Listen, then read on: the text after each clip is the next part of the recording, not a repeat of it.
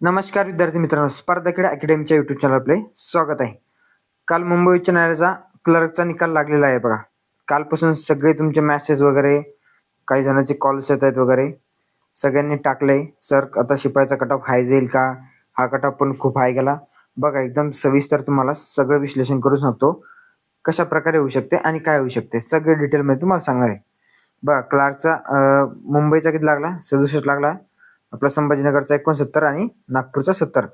बघा नागपूरचं काय झालं माहिती का, इथे जागा पण कमी होत्या पण फॉर्म जास्त होते, त्यामुळे थोडा 2-3 मार्कांनी मुंबईपेक्षा एक्स्ट्रा लागलाय कट ऑफ. आता शिपाईचं काय होणार तुम्हाला सांगतो. आता शिपाईचं काही जण सांगायला लागले की आजच निकाल लागणार, उद्याच निकाल लागणार, लक्ष देऊ नका. ते कोड थोडंसं ऍक्टिव्ह आलं आणि एखाद दोन रिझल्ट टाकला किंवा नोटिफिकेशन टाकली की लगेच बोलतात की आजच निकालाला थोडा अजून वेळ लागू शकतो. बघा काय माहिती का, आपला शिपाई भरतीचा निकाल केव्हा लागेल, आधी न्यायालयाला काय करावं लागणार माहिती का, तुम्हाला परत एकदा तीच गोष्ट सांगतो मी. क्लर्कवर देखील कोणी ऑब्जेक्शन घेतले नव्हते आणि ड्रायव्हरवर देखील घेतले नव्हते. आपल्या शिपाई भरतीवर खूप सारे ऑब्जेक्शन घेतलेत, हे तुम्ही लक्षात घ्या. निकाल लागेल लवकर. मी तुम्हाला आधी त्यावेळी सांगितलं होतं की निकाल लागेल लवकर आणि त्यानुसारच सगळं होतंय. बघा 1 मिनिट फक्त, निकाल लागणारच आहे, त्यात काही डाऊटच नाही. 1 मिनिट. फक्त काय होईल माहिती का, थोडंसं हार्डली 4-5 दिवस लागू शकतात किंवा ते रिझल्ट रेडी आहे, फक्त ते त्या गोष्टी चेक करतायत त्यानुसार काही. आता तुम्हाला सांगतो काय होईल माहिती का, जर आपल्या ते 2 ते 3 सेंटरचा घोळ जर त्यांच्या लक्षात आला, कळतंय का, ते जर झाला असेल घोळ तर ते काय करतील माहिती का, आणि कट ऑफ जास्तीत जास्त किती लागेल ते देखील तुम्हाला कव्हर सगळं सांगतो. तुम्ही टेन्शनच घेऊ नका. आज 2 ते 3 सेंटरचा घोळ जर त्यांनी लक्षात घेतला तर ते कट ऑफ बघा, आपला 15+ वाले जे पोर आहेत आपले, म्हणजे जे क्वालिफाय पोर येतं 15 मार्क ज्याला येतात तिथून पुढचे सगळे पोरं बोलवलं. पण जर त्या 2-3 सेंटर विषयी किंवा वेगळा काही निर्णय घेतला किंवा त्यांनी त्या सेंटर विषयी वेगळा निर्णय न घेता डायरेक्ट निकाल लावला तर 2-3 पर्याय आहेत. म्हणजे काय माहितीये का, आता आपण तो ऑब्जेक्शन घेतलेले आहेत. पहिली गोष्ट त्यांना एक नोटिफिकेशन काढावं लागेल त्या संबंधित, मग की काय नेमकं ऑब्जेक्शन घेतल्यावर जर प्रोसेस काय केली त्यांनी, ती नोटिफिकेशन देखील काढावं लागेल. नाही काढली तर मग त्याच्यानंतरचा पर्याय आपल्याकडे आहे, पण आपण त्यावर नंतर बोलू. समजा त्यांनी जर नोटिफिकेशन नाही काढली, पहिले जर समजा काढली, तर ते डायरेक्ट सांगू शकतात की आम्ही जेवढे क्वालिफाय मुलं तेवढ्यांना सगळ्यांना समोरसन देतो. पण त्यांनी जर तसं केलं नाही, त्यांनी जर कट ऑफ लावायचं ठरवला तर या 2-3 सेंटरचा विचार करतील. आणि जर विचार नाही केला तर तुम्हाला इव्हन सांगू का रे, हार्डली कट ऑफ जाऊन किती जाईल, तर मग आपले जे 20 पासून जे मुलं येतात 20 ते हार्डली 24 दरम्यान, म्हणजे 22-23 वाल्याचे तर कन्फर्म चान्सेस आहेत, पण 20 ते 24च्या दरम्यान कट ऑफ लागू शकतो. मग पण हे व्हायला पाहिजे का, तर नाही.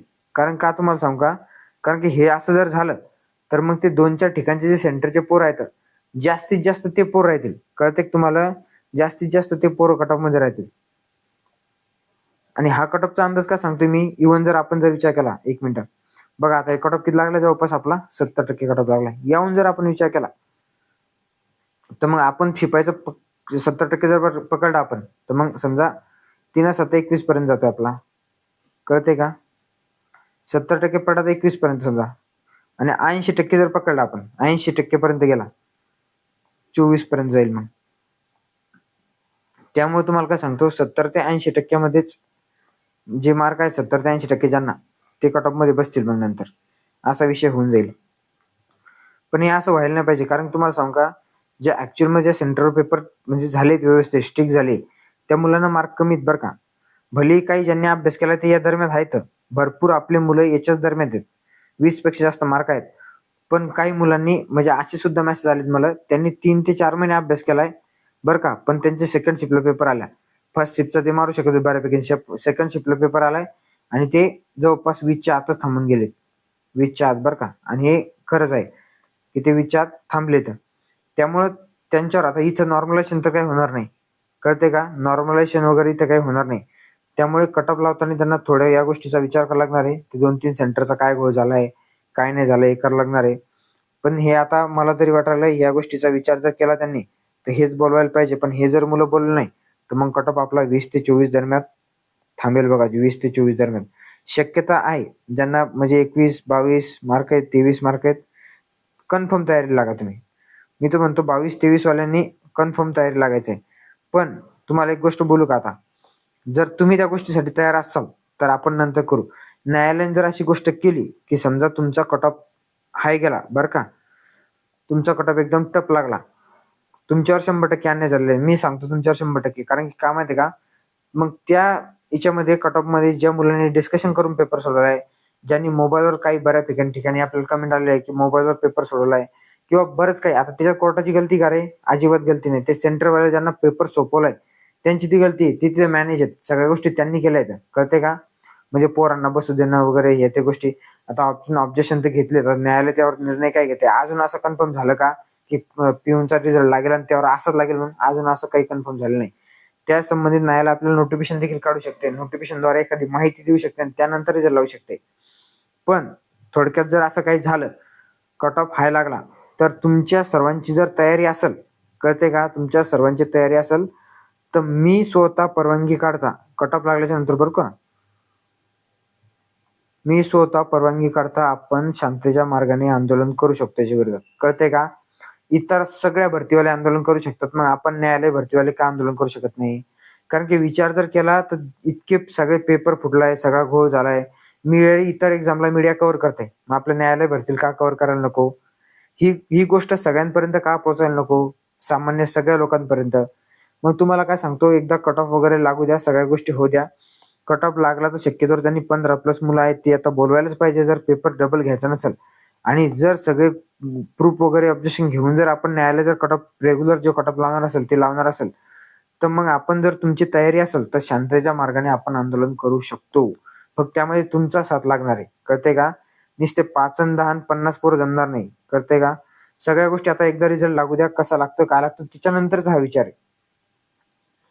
कळतंय का? मग त्यावर आपण विचार करू. पहिले एकदा आता काय कट ऑफ लागते ते बघू आपण. सगळ्या गोष्टी चेक करू आणि त्यानंतर ह्या गोष्टी ठरवायच्या आपल्याला. शक्यतोवर आता ज्यांनी आहे बऱ्यापैकी मार्क आहेत त्यांना चापल्ली चाचणी समोर चालू ठेवा. कळतंय का? चापल्ली चाचणी, इंटरव्ह्यूची तयारी चालू ठेवा. मी एकदम बेस्ट व्हिडिओ बनवून टाकला तुमच्यासाठी त्यासाठी. आपल्या व्हिडिओमध्ये जा तुम्ही. कारण की त्यामध्ये सगळे शिपाई भरतीचे जे मुलं आहेत त्यांच्याकडून ते प्रश्न विचारले, ते कसे टॅकल करायचे, समोर कसं जायचं, त्यांना सगळ्या गोष्टी त्यामध्ये सांगितलंय. एकदम विश्लेषण. मी काय म्हणतो माहिती आहे का? तुम्हाला चापल्ली चाचणी आणि इंटरव्ह्यूसाठी तिच्यापेक्षा बेस्ट मार्गदर्शन कुठंच भेटणार नाही. आणि तिथले जाऊन कमेंट वाचा फक्त मुलांची तुम्ही. किती भारी कमेंट केलेत मुलांनी. कारण की तिथं कंटेंट तसा दिलाय आणि माहिती देखील तशी सांगितली. त्याची PDF देखील मी आपल्या टेलिग्राम चॅनल टाकलेली. या व्हिडिओच्या डिस्क्रिप्शनमध्ये देखील टेलिग्राम चॅनलची लिंक टाकून देतो. ती PDF ज्यांनी बघितली नसेल, ज्यांनी वाचली नसेल ती वाचायची आहे. ज्यांनी व्हिडिओ बघितला नसेल तो व्हिडिओ देखील बघायचा आहे. बाकी गोष्टी तर बघा, कट ऑफ लागू द्या. मी तुमच्या सोबत आहे. फक्त तुम्हाला सोबत देखील तेवढं राहावंच लागेल. जर असं काही झालंच, कळतंय का, की खूप वेगळा निर्णय आलाय, तर आपण शांतीच्या मार्गाने नक्की काहीतरी करू तुमच्यासाठी. तुमची जर सोबत असेल तर. बघा एवढे 2-3 पॉइंट सांगायचे होते. बाकी या व्यतिरिक्त काहीच नाहीये. जर असं जर झालं तर ठीकच आणि जर कट ऑफ जर हाय गेलाच तर मग आपण समोर बघू काय होतंय. ओके? ठीक आहे, चालतंय. Thank you. धन्यवाद. भेटू आपण नेक्स्ट व्हिडिओमध्ये.